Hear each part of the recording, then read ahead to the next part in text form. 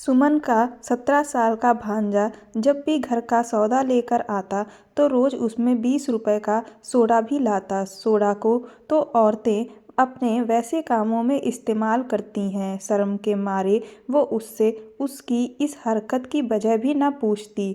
एक दिन उसने अपने भांजे को अपने बाथरूम में झांकते देखा। उसे समझ नहीं आ रहा था कि इसके दिमाग में क्या चल रहा है। 1 महीने बाद किचन में सोडा इकट्ठा हो गया।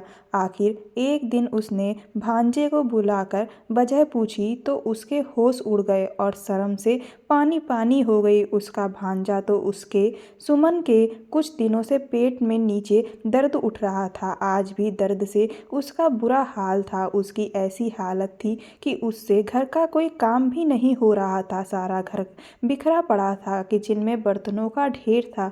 दूसरी तरफ मैले कपड़े धोने को पड़े हुए थे। यह सारे काम अगर वो थोड़ी देर से कर भी ले तो भी कोई दिक्कत नहीं थी, लेकिन दिक्कत तो खाना बनाने की थी। वो ऐसा काम था जो उसे वक्त पर करना होता था, हर हाल में ही, चाहे सुमन कितनी ही तकलीफ में क्यों ना हो। वो इस घर में अपने पति के साथ रहती थी। उसकी शादी को काफ़ी समय गुजर चुका था, मगर सुमन औलाद को तरस रही थी क्योंकि उसके पति की रिपोर्ट सही नहीं थी। इसकी वजह से वह भी खामोश था, वरना अब तक तो वह सुमन को छोड़कर दूसरी शादी कर चुका होता। उसकी सास तो यह बात मानने को ही तैयार नहीं थी कि दिक्कत सुमन में नहीं उनके बेटे में है, जबकि असल में उसके पति को इतनी ज़्यादा दिक्कत नहीं थी। अगर वह थोड़ी बहुत दवा खाता तो जो भी थोड़ी समस्या थी वो ठीक हो जाती, लेकिन उसके पति अपनी जिद के आगे यह मानने को तैयार ही नहीं थे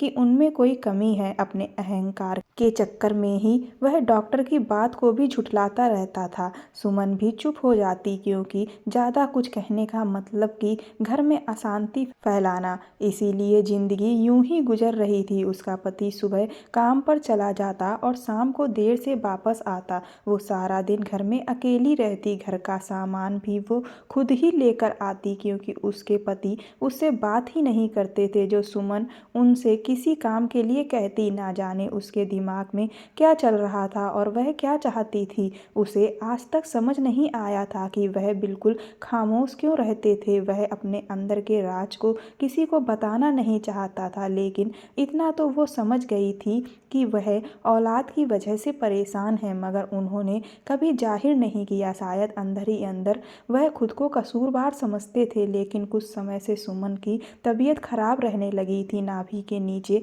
अजीब सा दर्द उठता था। 2-3 महीने तक तो यह दर्द हल्का था, लेकिन अब बढ़ता जा रहा था।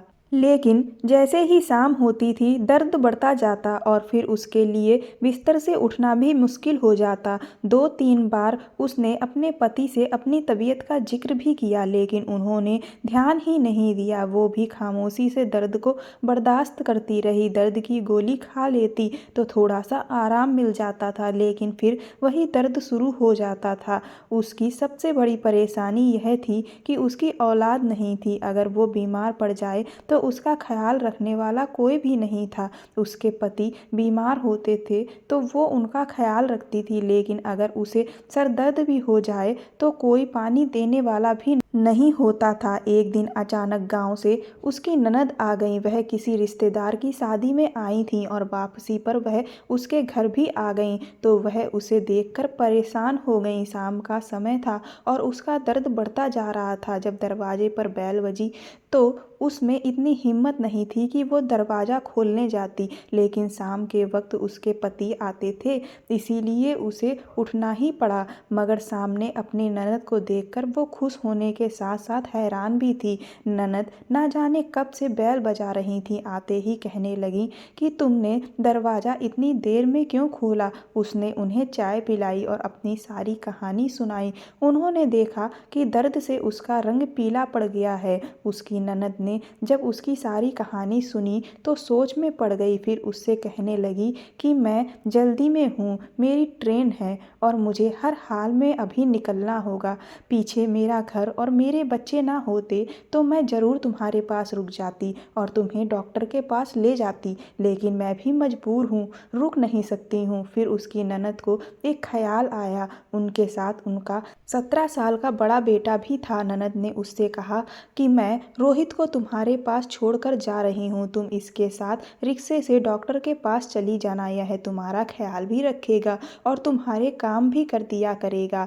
अभी इसकी कॉलेज की छुट्टियां चल रही हैं, मैं इसके कपड़े बाद में भिजवा दूंगी, अभी तो यह 2 जोड़ी कपड़े साथ ही लाया है। उसकी ननद उसके लिए फिक्रमंद थी, इसीलिए अपने बेटे को उसके पास छोड़कर चली गई। पिछली बार जब उसने अपने भांजे को देखा था तो वह 14 साल का था और आज वह अच्छा खासा बड़ा हो चुका था। वह लंबाई में अपनी उम्र से बड़ा लगता था, यही नहीं वह बहुत समझदार भी हो चुका था, लेकिन वह उनसे ज़्यादा घुला मिला हुआ नहीं था क्योंकि उसकी ननद गांव में रहती थी और वो दूर यहाँ पर थी। वो सब अपनी अपनी ज़िंदगी में उलझे हुए थे, आने जाने का वक्त नहीं मिल पाता था। खैर, रोहित ने सुमन के घर रहना शुरू कर दिया और ननद के कहने पर वह उसे डॉक्टर के पास लेकर गया। जाने को तो वो खुद भी जा सकती थी, लेकिन अकेले जाने से उसे डर लगता था। उसका घर बस्ती से थोड़ा सा दूर था, इसीलिए आने जाने में काफ़ी वक्त लगता था। वो रोहित के साथ रिक्शा में बैठकर चली गई। कोई 35 मिनट का सफ़र तय करने के बाद अस्पताल आ गया। काफ़ी देर बाद उसका नंबर आया तो वो रोहित के साथ ही डॉक्टर के पास अंदर चली गई। डॉक्टर साहिबा ने रोहित को एक तरफ बैठने को कहा, वह चुपचाप बैठ गया।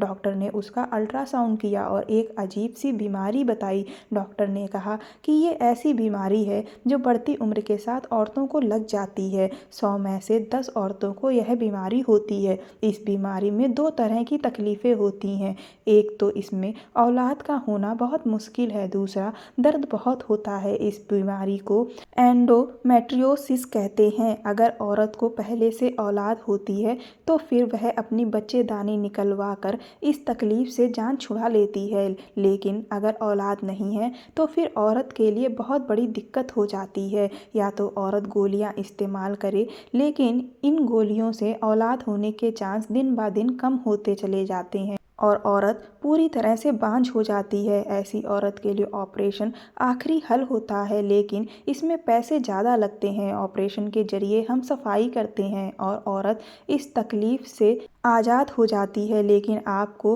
औलाद नहीं है, इसीलिए मैं आपको गोलियों का मशवरा नहीं दूंगी, ऑपरेशन का दूंगी, जिसके लिए आप 1 लाख रुपए जमा करवा दें। ऑपरेशन के बाद आपकी इस दर्द से जान छूट जाएगी। 1 लाख का सुनकर तो सुमन का दिमाग ही सुन हो गया। इस महंगाई के दौर में अपना पेट भरना ही मुश्किल हो रहा था। वो 1 लाख का बंदोबस्त कहाँ से करती। डॉक्टर से बिना कुछ कहे खामोशी से उठकर वहाँ से चली आई। सारे रास्ते अपनी बीमारी की टेंशन में ही रही। शाम को वो लोग घर पहुँचे तो वो बहुत ज़्यादा उदास थी, दर्द भी बहुत बढ़ गया था। रोहित ने उसकी हालत देखी तो उससे कहा कि आप आराम करें, मैं आपको दवाई देता हूँ। रोहित ने सुमन को दर्द की गोली और पानी दिया। वो बिस्तर पर लेटकर आराम करने लगी, लेकिन उसके दिमाग में यही था कि अभी खाना बनाना है, घर के काफ़ी काम हैं। वो दर्द में भी आराम नहीं कर पा रही थी, शाम की चाय भी बनानी थी। वो अभी यही सब सोच रही थी कि रोहित चाय का कप लेकर उसके कमरे में आया। उसने सुमन के सामने चाय रख दी और खामोशी से वापस चला गया। सुमन ने चाय पी तो उसे दर्द में कुछ आराम मिला। उसने पहले भी सुना था कि पेट में दर्द हो तो कोई गर्म चीज़ पीनी चाहिए। फिर उसे याद आया कि किचन में बर्तन धोने के लिए पड़े हैं। वो आराम से उठकर किचन की तरफ गई तो देखा कि रोहित ने वह बर्तन धो दिए थे। उसने हैरानी से उसकी तरफ देखा तो उसने कहा कि मुझे आदत है, मैं घर में भी काम में मदद करवा दिया करता हूँ, आपको खाना बनाने की कोई ज़रूरत नहीं है, मुझे पैसे दे दें, मैं बाज़ार से ले आता हूँ। रोहित की बातें उसे हैरान कर रही थी। वह छोटा सा बच्चा कितना समझदार था, जैसे कि कोई 20-22 साल का लड़का हो। कुछ बच्चे वक्त से पहले ही समझदार हो जाते हैं, रोहित भी उन्हीं में से एक था। सुमन ने कहा, नहीं, तुम्हारे मामा जी को को बाजार का खाना पसंद नहीं है, मुझे हर हाल में घर पर ही खाना बनाना होगा, तुम बस मुझे सामान लाकर दे दो।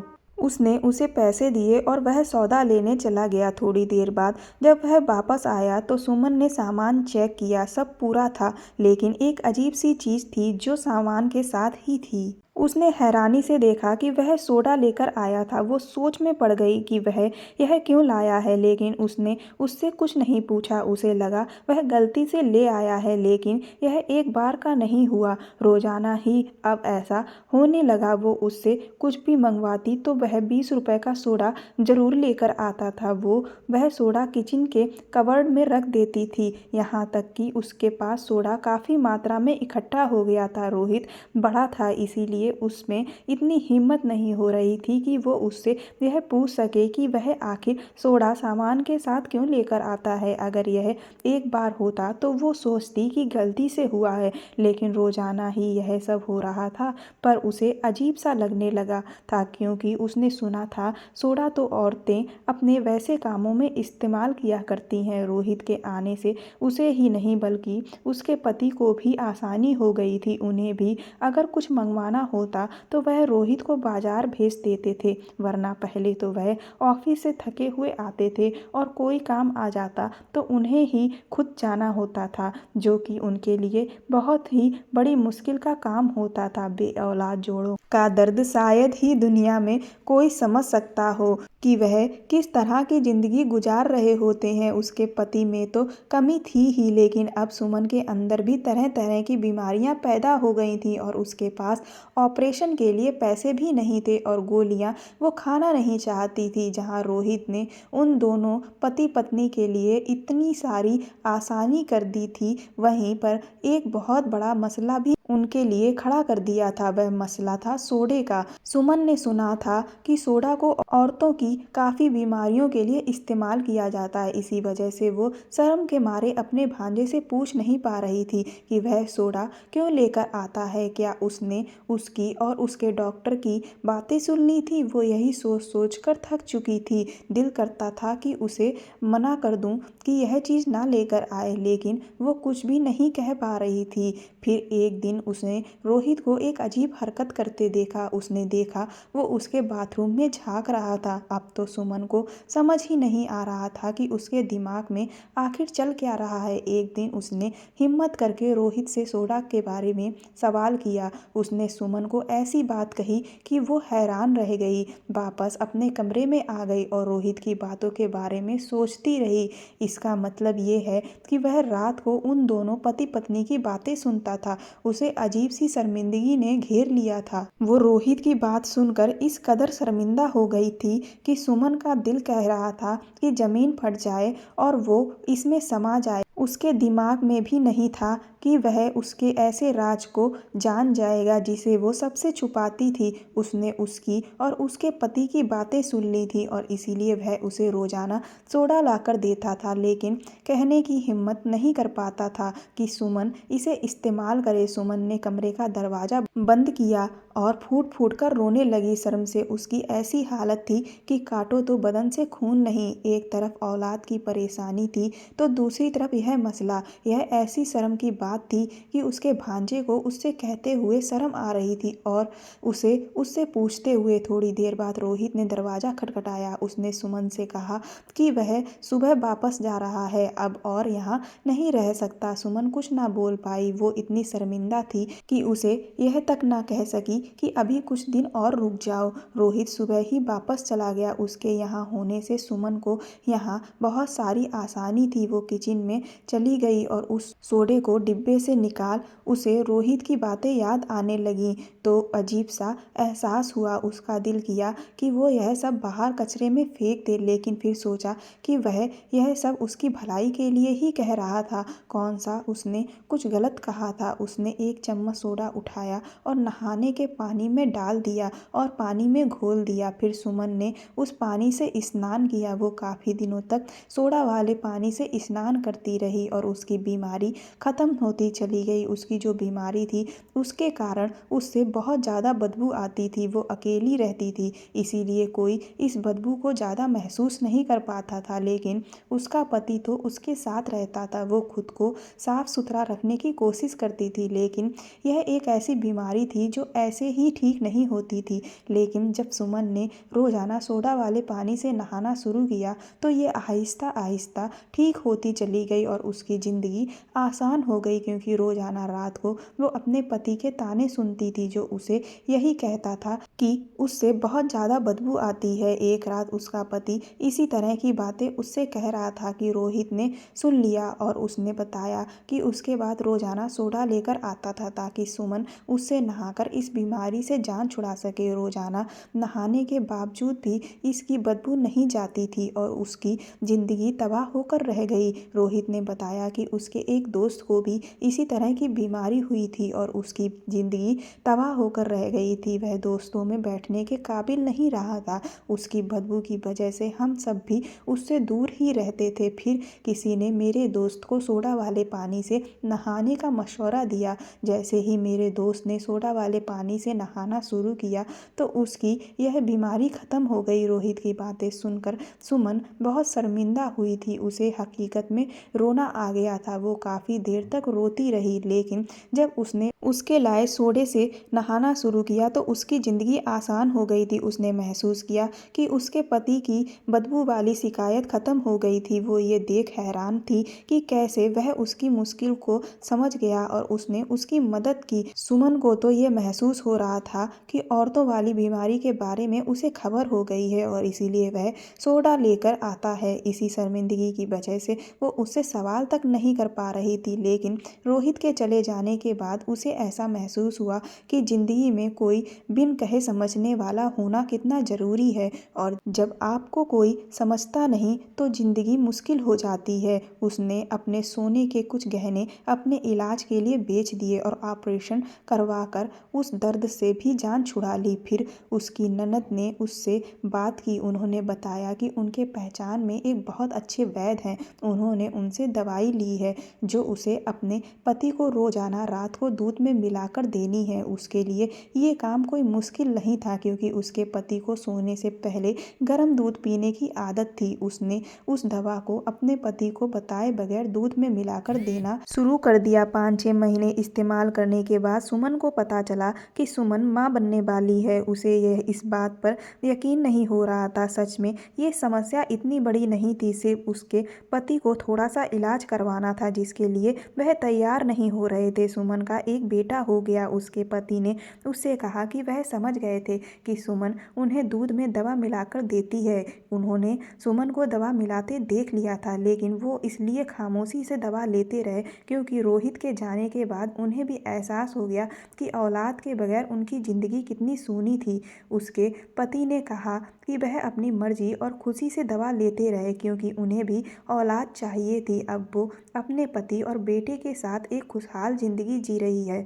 दोस्तों, अगर किसी दंपत्ति के बच्चे नहीं हो रहे हैं तो ज़रूरी नहीं उसके लिए महिला ही जिम्मेदार हो। अगर कहानी आपको पसंद आई हो तो मेरे चैनल को सब्सक्राइब कर दें, वीडियो को लाइक कर दें। धन्यवाद।